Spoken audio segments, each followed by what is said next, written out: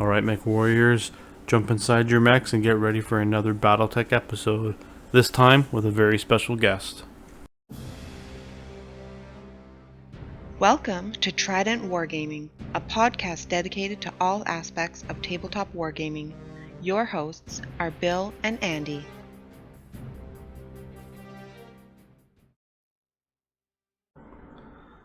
Hey everybody, welcome back to Trident Wargaming. Today we have a really special guest on for you. He is the man, the myth, the legend who brought us the term too thin coats. I'd like to welcome and introduce Mr. Duncan Rhodes. Hello. Hi, everybody. Hello. Nice to be here. Yeah, it's too thin coats. That's going to be on my headstone, that phrase. It's iconic now. Yeah. Yeah. Didn't intend it to be, but, you know, I suppose catchphrases, the best ones are the unintentional ones, I think. Very true. Very true. So today we're talking all about that sweet Battletech. And we noticed that Duncan was jumping in. You may have seen his post there a little while back of him holding up a Clan Invasion box. Definitely sparked some conversation in the community. So Yeah. I was quite excited to pick up that box, but I guess we'll get into it. Yeah, no doubt. I guess first things first. Just as a quick intro, what's been new on your hobby plate? What's the recent thing you've been working on? For me, I think all sorts of stuff. I've been doing because my job's quite closely tied to my own hobby, as you can probably imagine. So the main stuff I've been doing recently is working on our paints, which are very soon to be launching via a Kickstarter. So I've been painting lots of miniatures with those paints. So that's kind of the main thing I've been doing. And on the side, I've been finding a bit of time to paint some things for myself. So there's been a little bit of Battletech and some Elder Scrolls Call to Arms as well. So those are the two things I've been mainly working on for the time being. But there are some other projects that are shouting at me that I've not gone back to for a while. So you know how it is. Too much to do, not enough time. Oh, yeah. Ain't that the truth? Mm-hmm. Yeah, that's... New chaps are the same. What have you been working on recently? Same kind of thing, almost everything. Mm-hmm. Right now I'm just kind of sitting down to work on some Necromunda, and continuing on my White Scars as well for Horus Heresy. Oh, very nice. And of course, there's always room for more mechs now that things have popped off with Kickstarters and whatnot. So yes, I've been seeing this on Facebook. Everybody receiving these enormous piles of stuff. Oh yes, yeah. See, they've leaned in quite heavily to these Kickstarters. Yeah, no yeah. When it comes to Kickstarters, the guys they get pretty hyped. No matter what it is, right? So it's good. It's good. I know I'm quite happy. So. Oh yeah, quite the haul, for sure. Yeah. What did you get out of this stuff? How much stuff? Oh, I'm probably gonna say at least another 50 mechs, at least. Mainly clan mechs. Whole bunch of whole bunch in your spear. I get the feeling you're a fan. Yeah, big fan. Grew up with it, so it was kind of my thing. You end up getting a whole bunch of posters and pins and patches and whatnot. So, but we'll be showing all that stuff actually in probably next week here. I have an unboxing video for it with some close-ups of the miniatures and whatnot too. So, yeah. Be pretty fun to put out there. So yeah, no doubt.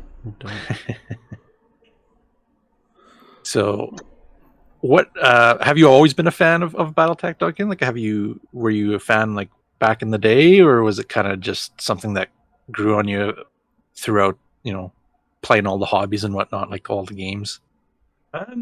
Well, it's always been kind of on my radar to some extent or another. I don't think, at least the perception I have is that it's not as big in the UK as it is in America. It seems to be like in the way that Warhammer is kind of like very, very British, I guess, because it's from Nottingham and all.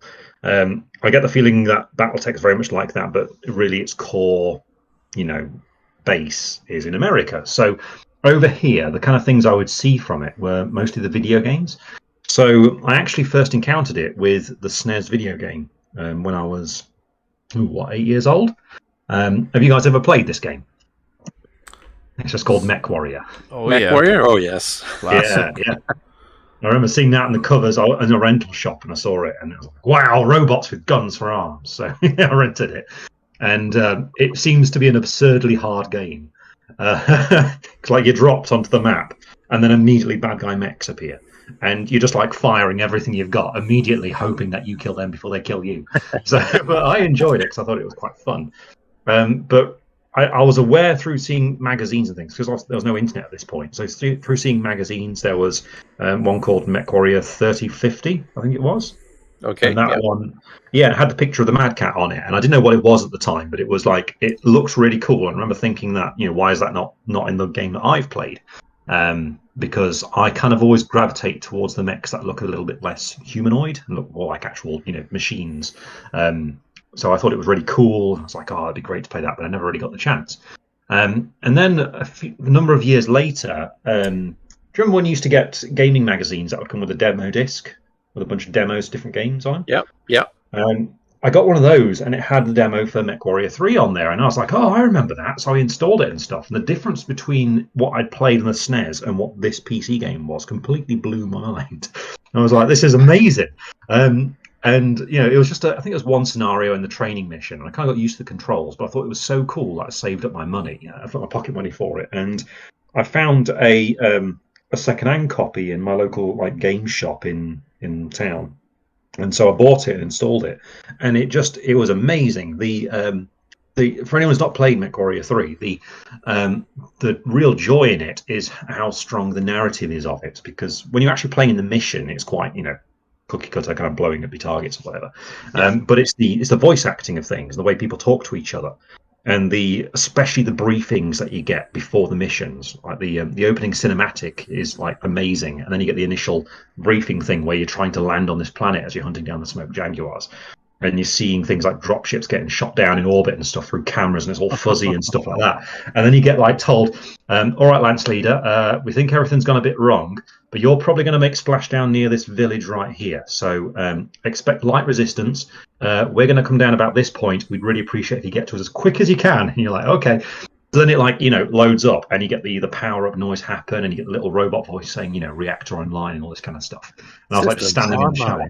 Yeah, exactly. Yeah, and you're standing in the shallows, and you sort of look over, and you can see a little fishing village. And I was like, "This is really weird," because I was used to 40k by this point, and I kind of encountered that sort of stuff. But to be presented with a video game like this, what had you in the seat of this high-tech machine, and then over there was a little fishing village, and you could hear the seagulls, and there's little boats and stuff like that, and there's little people running around the town. And then you press forward on the throttle, and it starts lumbering, and the cockpit starts shaking and stuff. And I was like, "This is amazing!" So Mechwarrior 3 has become one of those video games that I'll always come back to. Things like, same with games like Final Fantasy 7. Every now and then I'll replay it all the way through. And whilst graphics and things have moved on, there's something about the soul of the game that just draws me to it. So I played that, and I kind of became aware of FASA as the corporation, the little logo that was on the box, because that was also on Crimson Skies, which was another video game that I really enjoyed. And through Crimson Skies, I discovered via its website that was a board game, which then led me back around to Battletech being a board game. And I wasn't aware that Battletech and Mechwarrior were the same thing. So it was kind of like a roundabout way. So it was...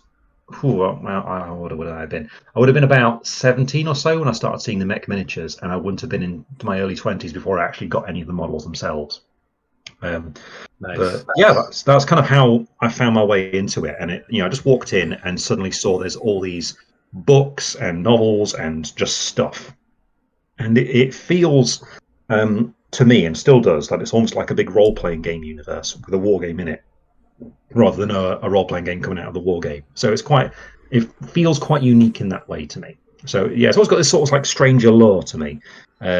but I've never been able to be around people who play it as well. So my gaming in it's very limited, but I have read a chunk of the background. So I'm no expert by any means, but I'm familiar with it. I can use the lingo, Waff. Quiff? Yeah. That's awesome. Yeah. No, it's quite in-depth universe, that's for sure. And there's lots of resources and I'm amazed by the detail of it. And I remember playing in Mechwarrior 3 when like the clanners are talking to each other. Like them being called smoke jaguars meant nothing to me early on and stuff. And when they're like, Star Colonel, things are going wrong. And I was like, oh, he must be important. He must be in charge of like a whole system. I didn't know any of it or anything like that. I figured out a Lance was a unit of mechs, so that was on my side. But it wasn't until much later that I started piecing all this stuff together and kind of getting my head around what it all was. But I find it fascinating. I kind of, my main initial drop into the game was when I was actually working in Games Workshop retail, and I just wanted to try something that was a little bit different because every day I was doing Warhammer stuff. So I thought I'd take a bit of a look into it. So I picked up some of the miniatures, I picked up some of the books and things like that, read about it. I ran a game or two of Mechwarrior for some of my mates, but I never really, stepped into it as a wargaming thing. And then kind of my life took a different direction and things and stuff happened. So I sort of just kind of was playing other things, but I was always aware of it as an entity. And kind of like interested in what was going on.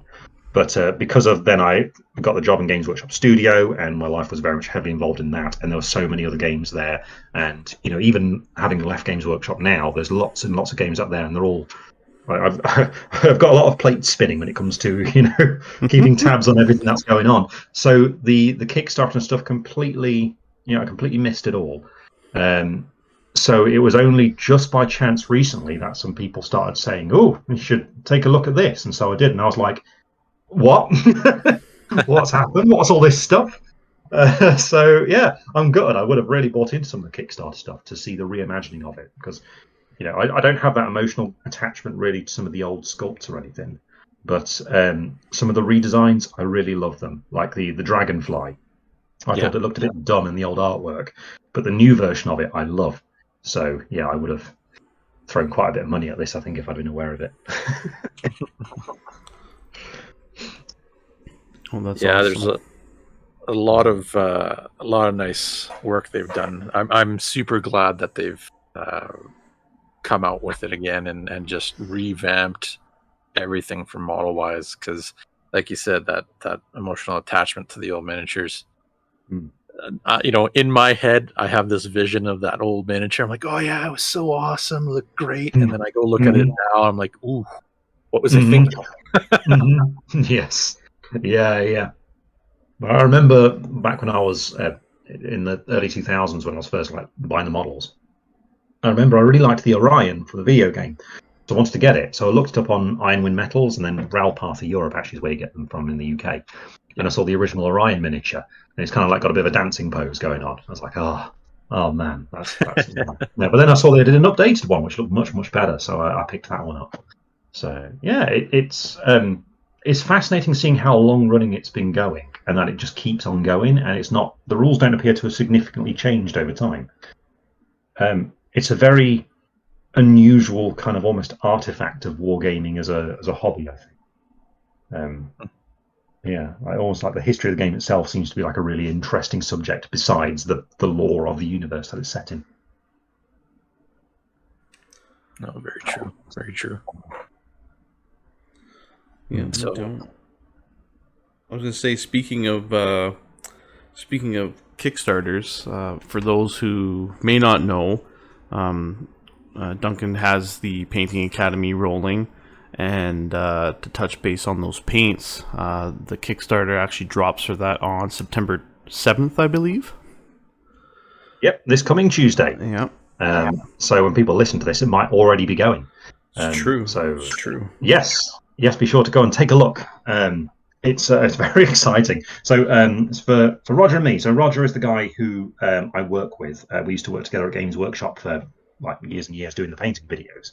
He's basically the guy who sort of developed the system as to how we do it and is the editor of all the videos and things, and he trained me to be the presenter for for what we were doing. So very much the painting video thing was his vision, really, and it all came together. So yeah, the two of us doing it independently, and we always dreamed of, wouldn't it be cool if we could have like our own range of hobby stuff, like we could make the paints how we want them to be and can make sure they do what they want and stuff. And then the opportunity came along, and Transatlantis Games came to talk to us, and this was exciting because what they were proposing was making a range from the ground up rather than just like relabeling existing paints or anything. So all the paints are completely new, and there are colours that ones will be very close to what you're familiar with. There'll be ones that are very different as well.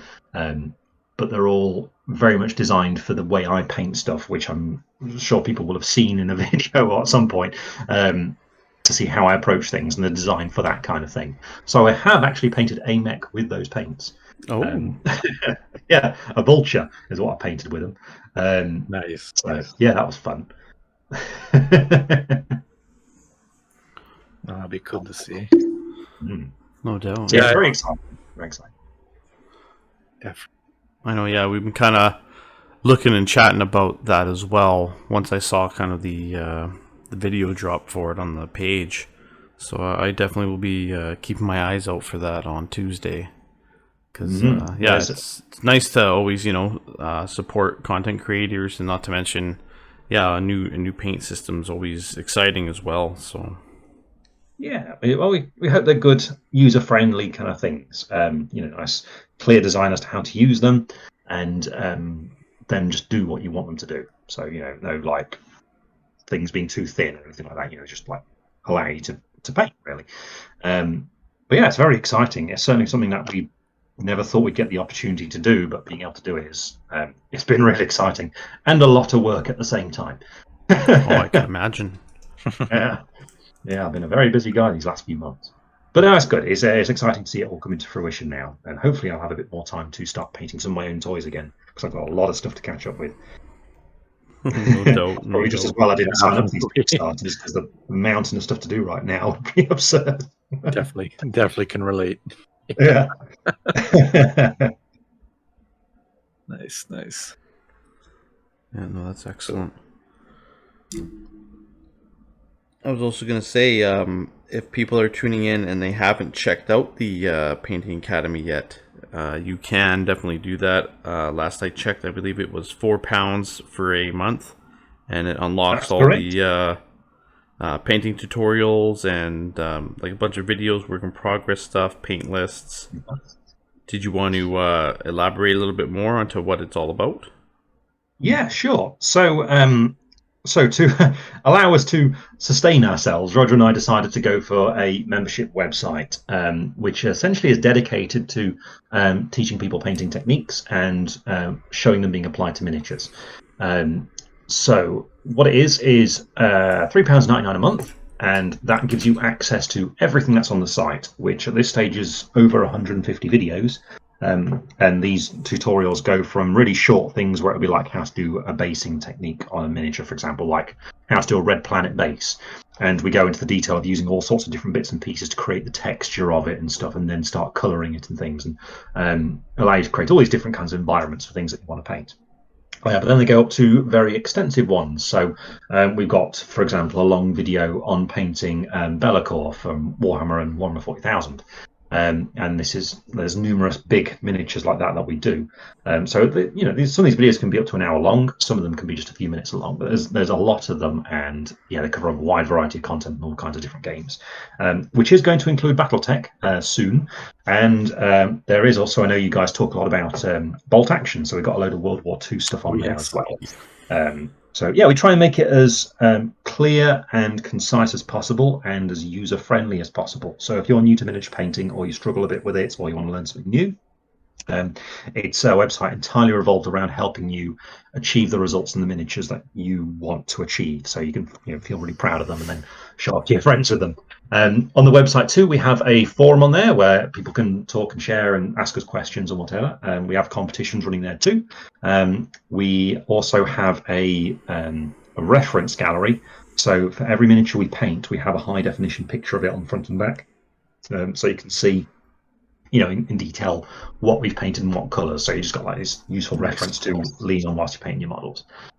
We're open to requests for people if they want to know certain things, so that's always an option on there. And yeah, we've recently also had some companies approach us with offers for our members, which has been nice. So it's just finished now, but recently a company called Parabellum had like a free offer for all the members where they just typed in this code on their website and they got a free box of stuff.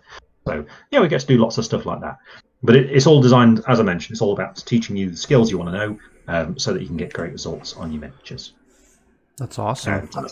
You can find the website at it's at duncanrhodes.com, which always irks me saying that because it feels so weird having my name as an email address, internet address. But that was Roger's idea in my defense.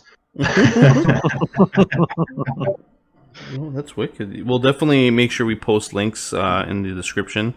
So to the Academy site, to the Facebook page, and your Instagram. So yeah, guys, if you're interested, definitely check out the description.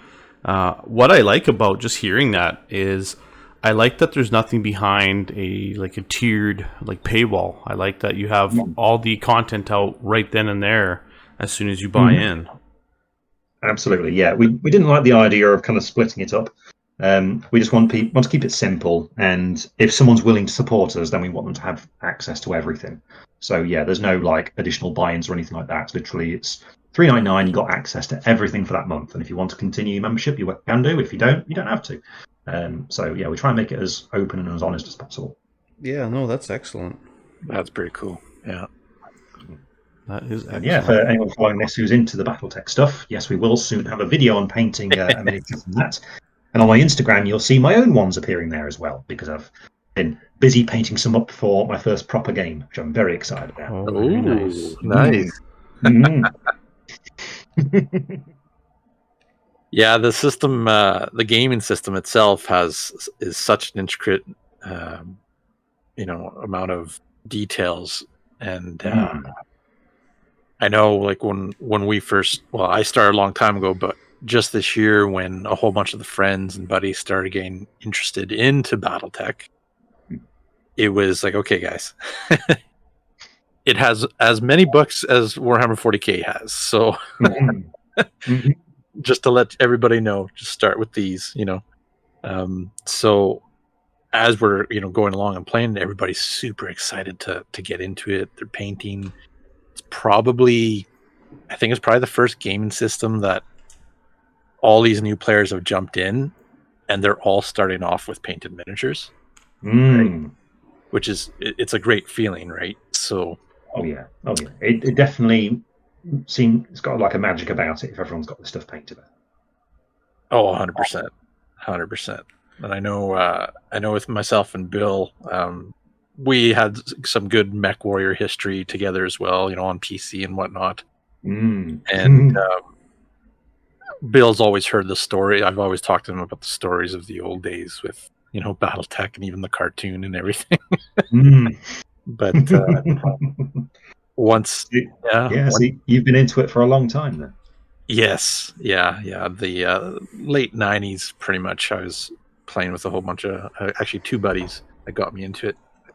And then, I kind of played it for about 5 years, and then it kind of just petered off, and then it was always there in the distance. Just there was really nobody into it or playing it at the moment until literally this year, where it just exploded. So it's pretty cool. And then to see being an old player, and then having all these guys come in and starting the game, but at the same time, it's been so long, I'm kind of starting with them, all over again, which is great to see. So, I mean, it's going to be a lot of fun, your first game.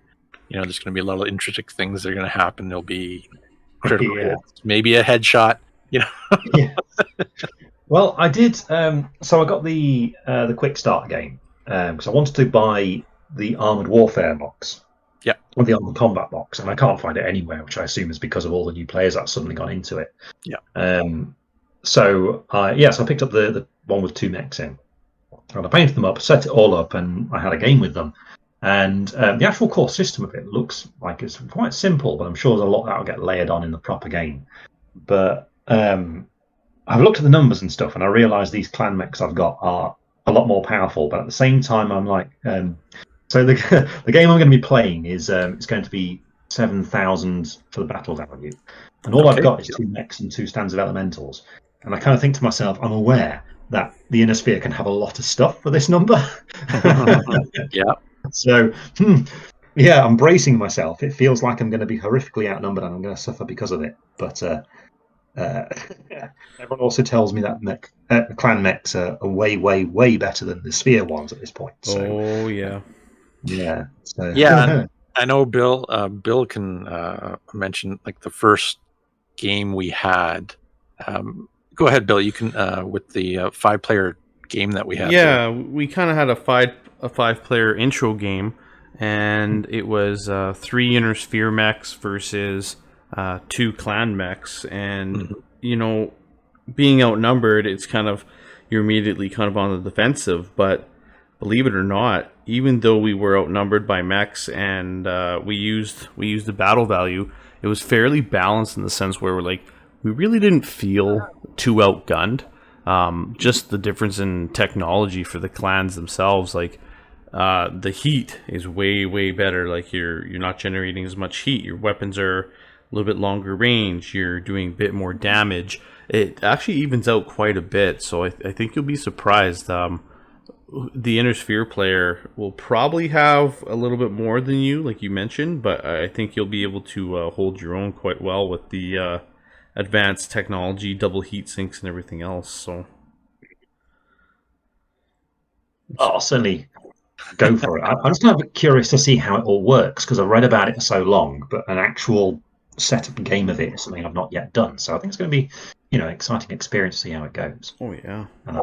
I definitely want to play in character as well. Oh, for sure. Yeah, actually, I think it's funny you say that because I know me and Bill, we've had a couple one-on-ones, and we both played clan against each other. And the clan honor kicks in when we're playing like that, and it's literally one-on-one battles. Right? Yep. But I do know that 5-player game we had. Those Inner Sphere Surats definitely did not play honorable. There was no honor. Yeah. So I guess it seems to me if you play in the theme of it, it's not necessarily a balancing thing, but a wily Inner Sphere player could definitely take advantage of it to get a huge edge. Seems to me to be what it's meant to be like. Was it designed to be kind of a balancing factor? I don't think it really was designed to be that. I think that was more of just them kind of putting the aesthetics in for like, this is what the clans were like, right? This is how they fought. They would engage one-on-one targets, and then if their opponent, pretty much disgraced them by teaming up or something on them, then, okay, I wash my hands of this. Now we're really fighting. Now we're targeting everybody. So, as for balance, I don't think it was. I could be wrong, but in the games that I've played, I've never really had that kind of come up from other players.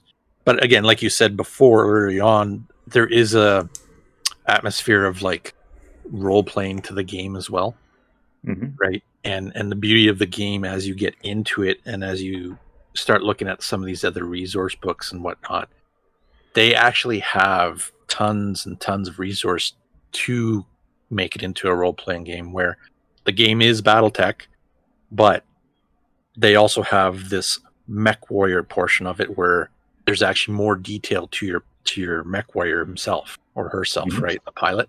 Different abilities, different stats. When I first started playing back in the day, that's how my friend introduced it to me. Is we were playing Battletech, but he introduced it with Mechwarrior. So, my pilot, he was just becoming a Mechwarrior for a clan, and we went through a trial of position, trying to acquire a certain mech for battle that I would pilot. And my character had a whole bunch of skills, and he had more skills to actually work with being an elemental pilot. So it was pretty neat. And then the game, the beauty thing about the game is you have options to do so much with it. Be it you just want to play it tabletop and just battle out, You want to do an RPG kind of thing for it. You want to do a campaign kind of thing for it. You want to play clan in your sphere, different eras. So yeah, it's a whole universe of discovery in this game. So, which I'm excited to see everybody kind of jump into and be like, I want to do this. I want to play campaign. You know. Yeah. It looks to me like playing campaign of it would be an amazing amount of fun. Especially if everyone's playing as different factions with all sorts of different options available to them. Because inevitably you're going to then lean into the character of your faction, which I'm sure will cause plenty of friction. Yeah, no, it already has. Actually. Already has, yeah. It's all about Crusaders for life, okay? That's how we're rolling. It's the Warden way. It's the Warden way. Yeah. Well, so when I was like, so I got this box, which I love, by the way. I love these self-enclosed kind of boxes that contain all the stuff inside them. So my plan is basically to paint the starter box. And I was going to do Wolf, Clan Wolf, and I was going to go for Beta Galaxy because of that classic colour scheme and the really nice colours they have on the canopy. So I planned on doing that. And then I got talking to some of the people I'm going to play against and stuff. One of them's got some Clan Wolf, is what they're going to do, and I was like, oh, okay, so we're both the same. Then I was like, but I know about Smoke Jaguar from playing Mechwarrior 3, and I know about them, their story and what happens to them and stuff like that. I was like, actually, it'd be really fun in a campaign setting to be a Smoke Jaguar because you'd just be a bit of an arsehole. You know what I mean? Like the Wolf guy's got to be like, right, we're on the same side. We're the ones who are in charge, and we've got this great plan, and it's all brilliant. I'm going to be like, no, I'm going to do the opposite because I'm Jaguar and I hate you. I just thought it'd be really fun just to keep on like jamming up all the plans and the strategies and stuff because I want to show the wolves up. Yeah. So I had a sudden swerve, and I've now been painting up Jaguars instead. So I plan to play their character, to the hilt. I want to be really like aggressive, all about challenges. And if anyone dares to break the honor of it, I'm going to be like, I'm going to wreck you so hard. No matter what it costs me, you're going to pay for that. No, and that's very true. Bill, if you thought Jade Falcon were bad, you start reading some Smoke Jaguar stories and what they do, especially like Duncan said, when the honor is broken, they're fanatics. They're just fanatics. Like they will headhunt. They will headhunt the HQ of the enemy no matter what. Yeah, well, I read a story that they have some, just a little summary of it, that they have some elementals who, if like the honor rules are broken, they'll send this group of elementals to go and kill the enemy commanders. Yeah, it's like a revenge thing for it, and you can imagine the Inner Sphere have got like literally no idea what they've done wrong. Yeah, they doesn't matter if there's like civilians there or whatnot. They go in and they literally take out their targets. Like it's like a hit squad, pretty much. Yeah.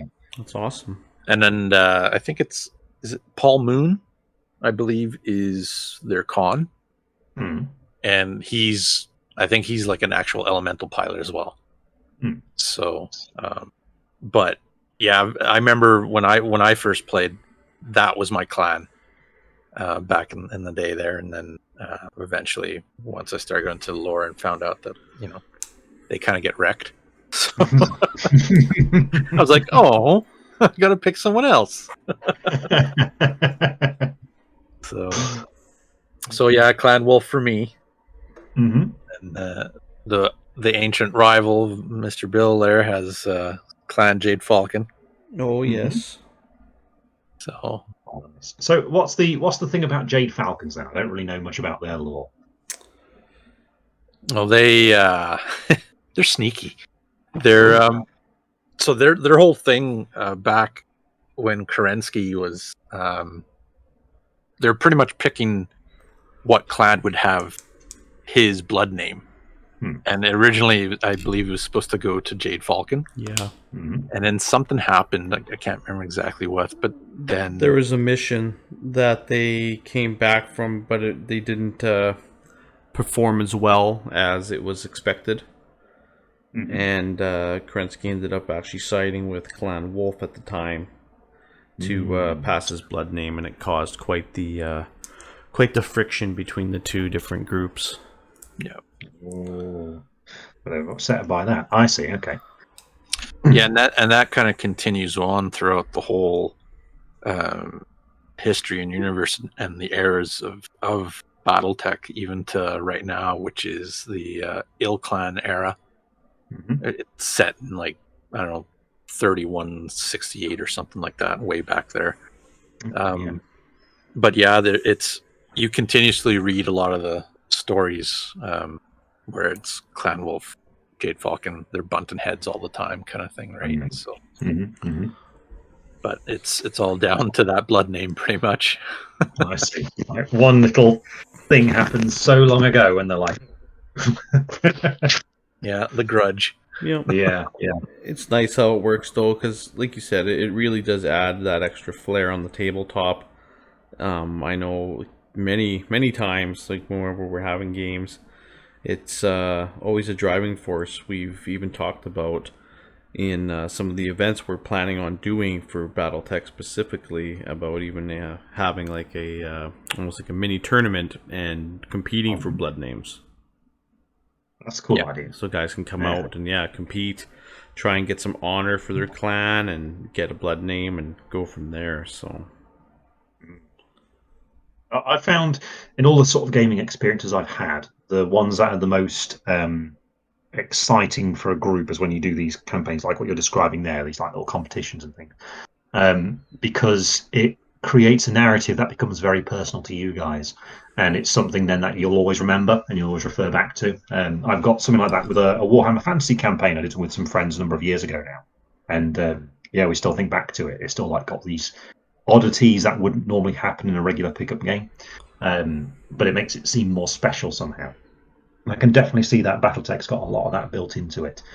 So I do hope I'm going to be able to explore it with some of these games, because it just looks so much fun. It looks so good. oh, for sure. Oh, it is.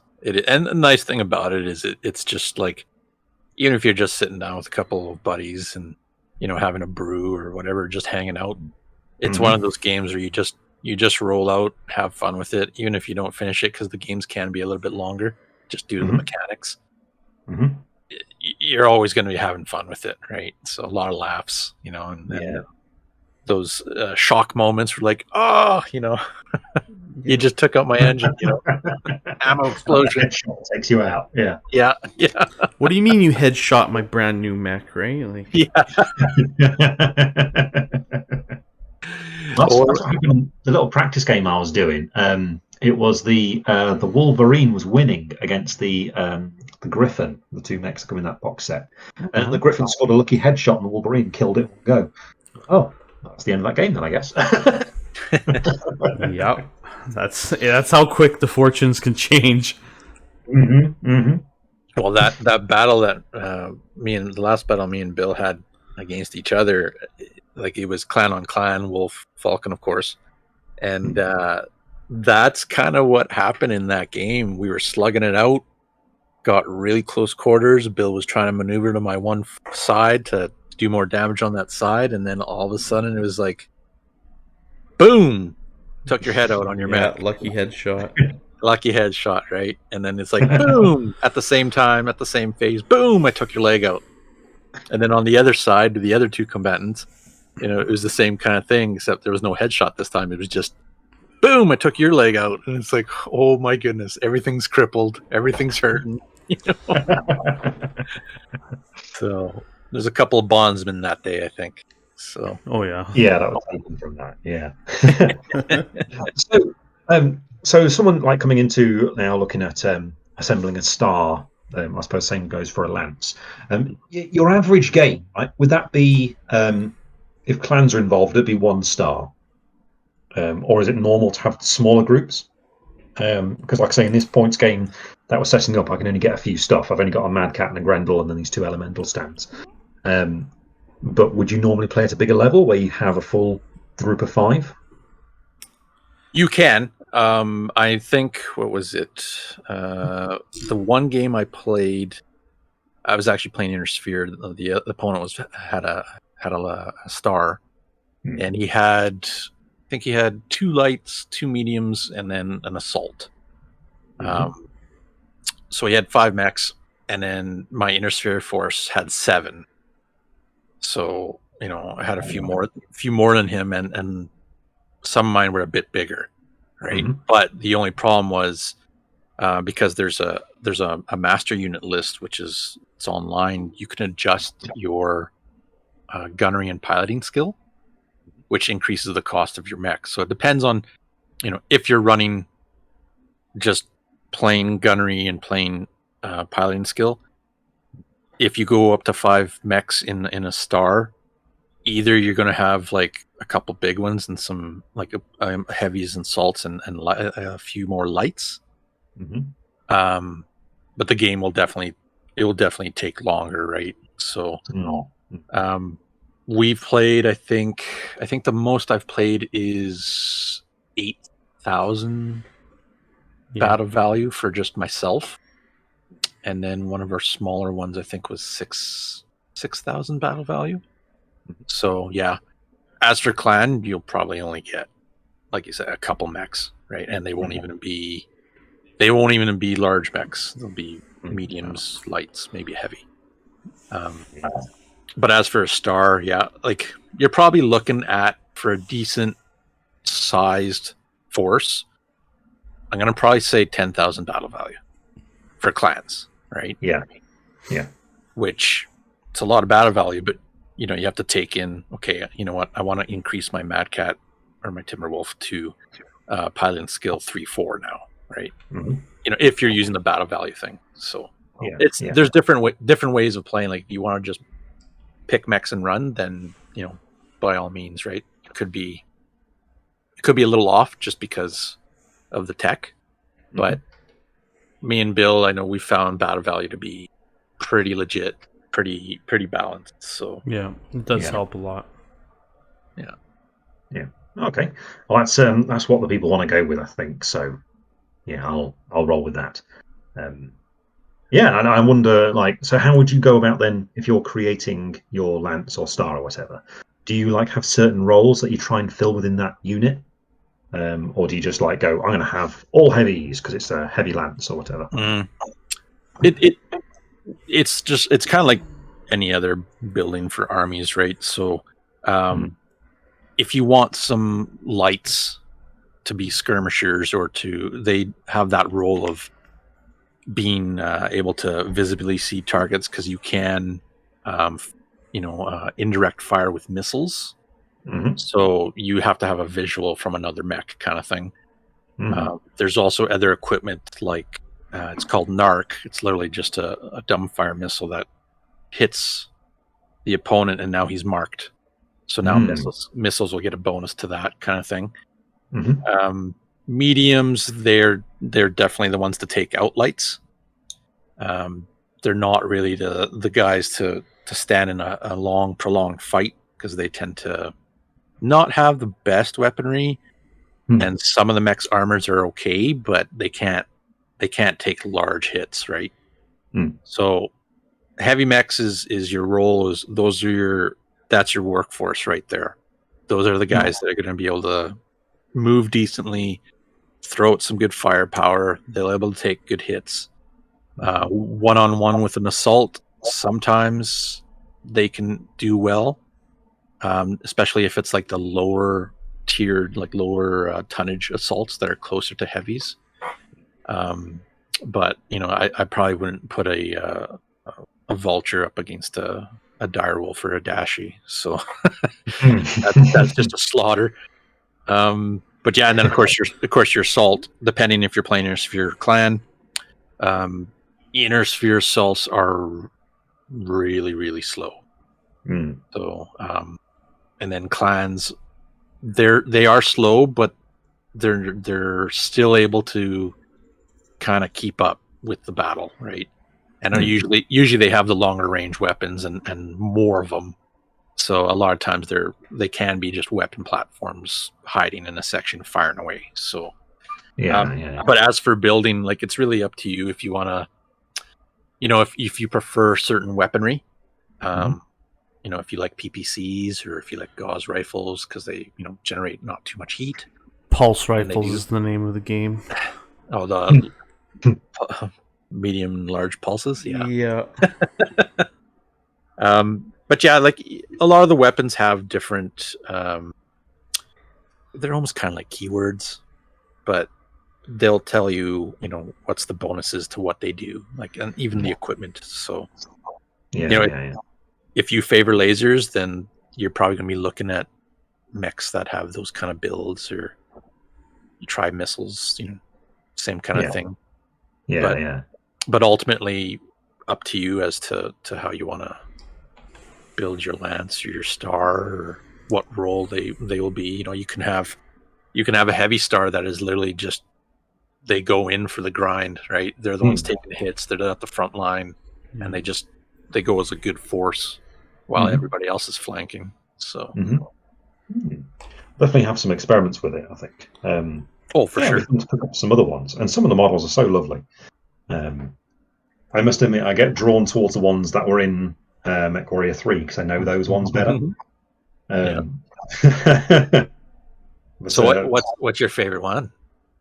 My favorite, I think it's a bit of a tough one to pick out, really. I like the Bushwhacker. I like the Mad Cat, the Vulture. I think the Daishi's pretty cool, but I think I prefer the slightly smaller ones to that. And I really like this new look Dragonfly, which surprises me. I didn't expect it quite so much. But yeah, I really enjoy those.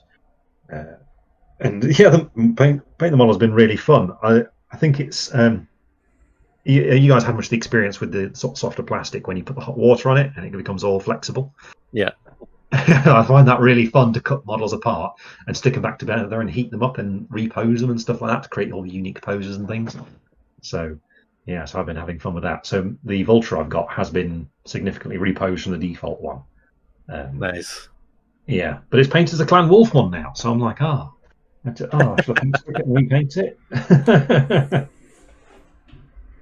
Yeah, I've gone for New Galaxy, so all my mechs are like dark grey and red. Oh yeah, I think they look quite moody. I might have changed the basing colour because they sort of like fit it quite closely, so they sort of blend a little bit too much into the base, I think. But I think they'll do for now. Can't go to my first game with unpainted miniatures after all. Never live it down. For sure. Yeah, I know. I went with Beta Galaxy for my Clan Wolf. Oh yes, so the tan and the gray with some points of red here and there. So. That's one thing too. One thing too. I've been finding painting these mechs. I've been going with a lot of two tones, so it's been really fun, super fun. Yeah. I think they are enjoyable to paint. It's good in that you don't need to do very much for it, but you can certainly get carried away with the detail on these figures. Yeah, I really like putting on things like little hazard markings. Little Iron Warrior style. Yellow and black hazard stripes and stuff. I think doing little things like that adds lots to the scale of the miniature. It makes you really feel like it's a big robot, with all these like warning, look out for all these moving bits and stuff. Yeah, my favourite part of painting them. That it definitely does. It adds that little bit of detail, and that's kind of what inspired me to want to do those. To put the elementals on the bases, it just makes them a little bit bigger. It looks really good. Having a humanoid thing on the base certainly does give the impression that, okay, this is a big thing, and it helps you in your mind scale it. And a lot of that sort of stuff is often done in the basing, so it's a great way of adding an extra bit of character to it. I've so far just been using texture paint to kind of create undulating landscapes on them, and the occasional crater in the base. Nice. Which I think does the job, but I do like the idea of having some little humans on there and some elementals and stuff. It's got to get some spare bases. Finding anything at the moment for the game is like finding gold dust. Yeah, no doubt. Yeah. Yeah, it's the same thing here. It's been pretty much sold out here in the city as well. And you'll have a couple books here and there, but I think one of the places in one of the other cities here in our province, they got a Kickstarter shipment in. I'm not sure if it was a personal one or if it was the actual store one, but yeah, it was like there was a post and it was literally what's left, and it's just like maybe a handful of like 8 boxes. So it's just flying. So, but it's good. It's good news that they're They're going to be releasing soon enough here in the next probably month and a half. The Wave 2 mechs. Plus, they have a big plan of restocking. So, look for that. I guess they're a bit taken aback with how many people have suddenly been buying into it. Oh yeah, they're super. I probably tell you right now, if they were to open up the Kickstarter again right now, they probably would double what they did on the first round. Yeah. So well, yeah. I think a lot of people would jump into it now, especially with the actual miniatures being seen by people.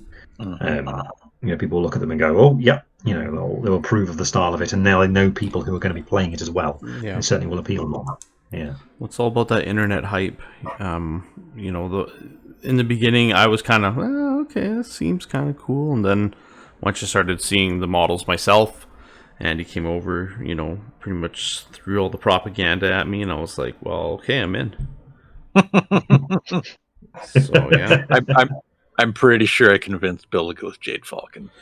Oh, there's no convincing needed there. I knew where my loyalties lied.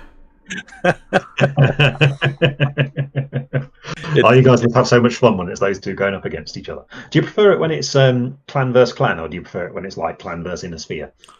I imagine the games are quite different. I love them both. They both have that just being that Mechwarrior fighting each other, and it gives you, for me, it gives the feel of, okay, I'm a clan warrior, right? I'm not a free birth scum. I'm fighting with honor, right? And then as I'm playing like Inner Sphere, it's like, who the heck are these guys, right? I am Inner Sphere scum, no. No, where Bill will be playing his clan, and he'll like issue that Batchall, and I'm like, you issue your what? And it's just like you'll be playing Bill. He'll play honorable, and then you can see he's trying to do these sneaky maneuvers of like, Jade Falcon is kicking in right now, is it? And then I'll come out with my Steiner forces and like, no, this isn't happening. Okay, you two target that guy. That's right about when all hell breaks loose. It's like, all right, we're double teaming then. Yeah. So, but it gives a good. It's for me. It's that story. It's when I play Inner Sphere versus Clan, it's all about the clans invading.